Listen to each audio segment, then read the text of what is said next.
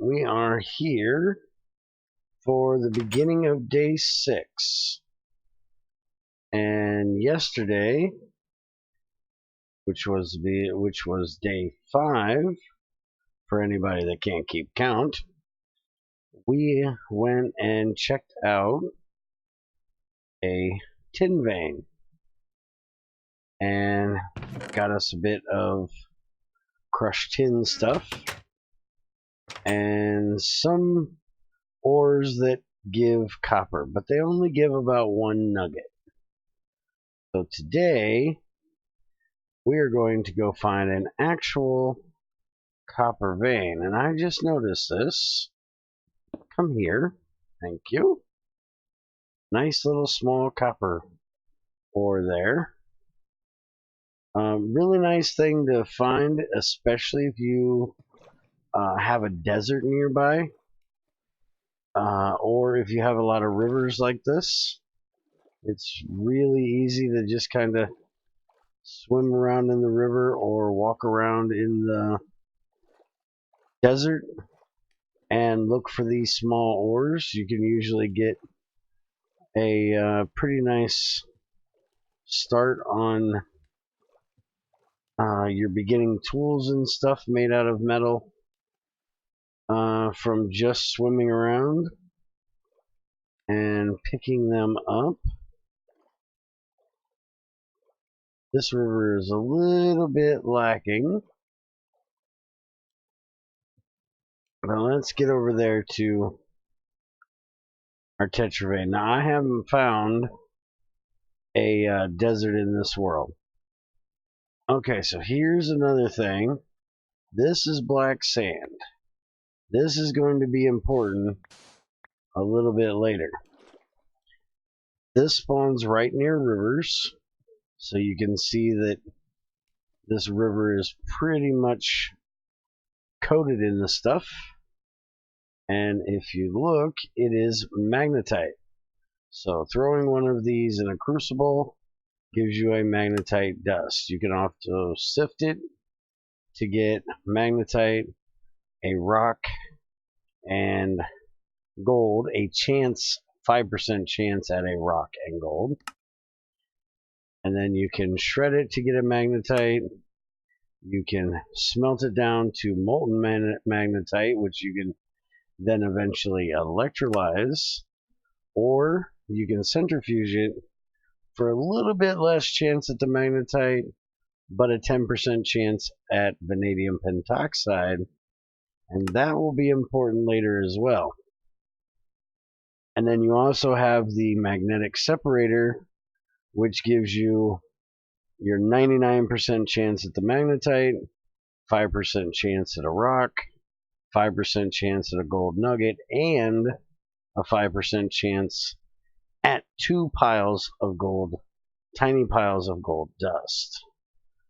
So you don't have the big magnetite veins that used to exist in GT5 and in early GT6 development. You now have this black sand that you can find in rivers. And that is a good source of iron, although you will need to purify it, and we will get into purifying iron a little bit later. So this tetra's out here just a little ways. I looked all over for this thing.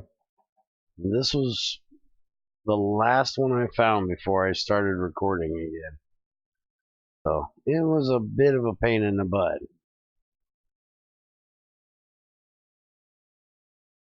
And sometimes that's just the way it works.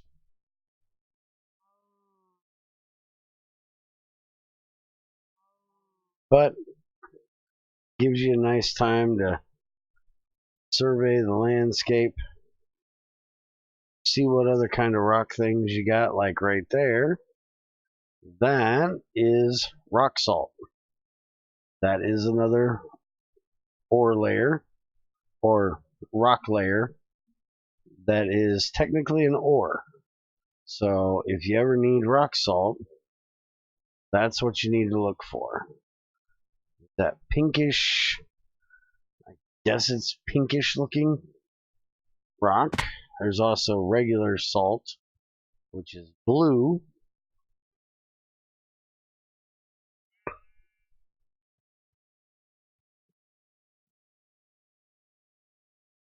There's some nice black granite if we need some for tools. Let's see, there's my tetra marker.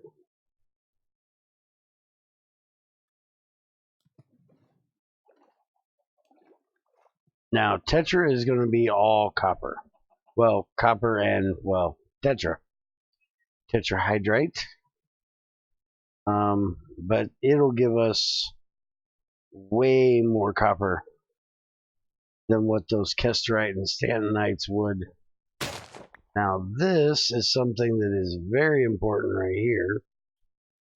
So we're actually going to stop and mine some of this real quick. Since we were talking about iron, this is anthracite coal. This is technically your regular coal. We're going to mine this with the hammer, which will give us 2 pieces of crushed coal per block. If we crushed it, macerated it, we would actually get 4 pieces out of it. You always get double what you would with the hammer. But coal products are the only thing that give dark ash when they burn. And dark ash is very important for iron. So we're actually going to need a lot of this.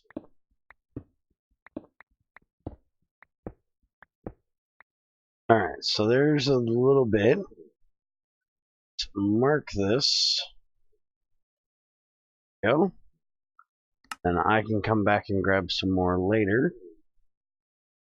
Let's continue on to our tetra vein. So when you burn things like wood, charcoal, you get a regular ash out of it, which cannot be used for carbon in a crucible. But dark ash can, which is anything from coal, as in regular coal, coke, lignite coal, or lignite coke.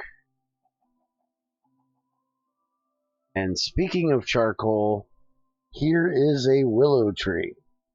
This is very important if you want to make charcoal, as it will actually give you twice the amount of charcoal as a regular log. Also, nice thing about willow trees is when you chop them down, you actually get sticks out of some of the leaves. So most people playing GregTech 6 will use willows for their tree farm, whether it's manual or another mod that gives it to you. That's usually what we do for tree farms, is willow. Now there's a lot of other trees that Greg adds. There's mahoe trees, cinnamon trees, maple trees, hazelnut trees. There's actually rainbow trees. But we will get into those at a later date after I find some of them. Alright, we have got mud. Oh, this is actually not mud, this is turf. Ooh. Alright, so this is peat. Same thing as your peat from forestry. As you can see in the name there, it says mod forestry, can be used as fuel.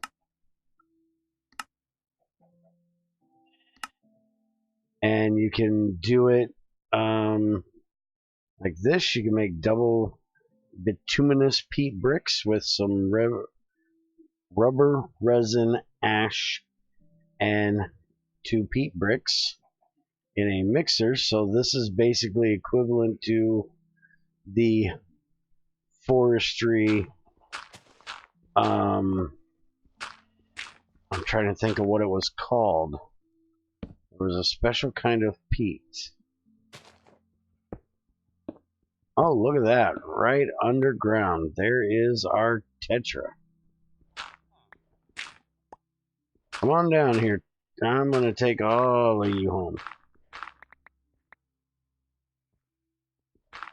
This was added way after we regenerated or started the server, so I've actually not seen this a whole lot or used it a whole lot.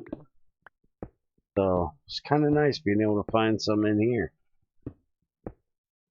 Alright, so just so you guys can see here, tetra as byproducts of copper, antimony, zinc, kesterite. That's what you're going to get if you wash it. Crush it, we get crushed. It smelts up to 1 copper chunk, which is 1/4 of an ingot. So if you put 4 of them together, you will get an ingot, which I can't show you in NEI because let me back up here. If you look at it now, this is very important because there are a lot of things in GregTech 6 that this has been done for. If you look where it says has shapeless recipe with amounts 4 and 8. That means that there is a shapeless recipe that does not show up in NEI for this with those amounts in the grid. So 4 of those put together will make 1 ingot, 8 of them will make 2. Alright, and then let's go back here. And if we take the crush, we put it into the sluice. There's where we get the antimony, the copper, the kesterite, the zinc, and now copper itself, byproducts of cobalt, gold, and nickel. The crushed will actually give us 10 nuggets, which is quite nice. And then if you put it in the sluice, that's where you get your nickel, your cobalt, and your gold. Now, we're not going to be able to do any of that. We're just going to be cooking it to start with. So now it's just a matter of grabbing up a bunch of copper and tetra. Now, for anybody that's used to GT5, there used to be stibnite in tetra veins as well. Stibnite is actually in a different vein now. So you will not be finding any stibnite in here. The only antimony you will get from this vein now will be from processing the tetra.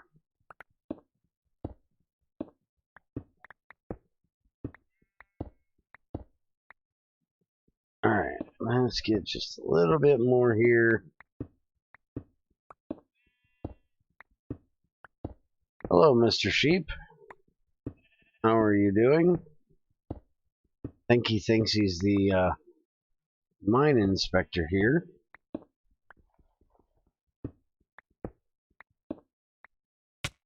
Hey, stop dropping on my head. Oh, crud. Yeah, so this is swamp water. It is not green Kool-Aid. And if we get too deep into it, we will start getting hungry. So you don't want to get your head underneath that water. But just for you, I will show you. There we go. Now I have hunger and nausea. So you do not want to go swimming around in swamps. You will get sick. I think Greg thinks you get malaria from drinking swamp water. Those are actually not peat. Those are mud balls. That means that we actually dug up some mud instead of peat this time. You can put them back together and it'll make a mud block. It alters your walking speed. I put this down, well, putting it down there is not going to do any good.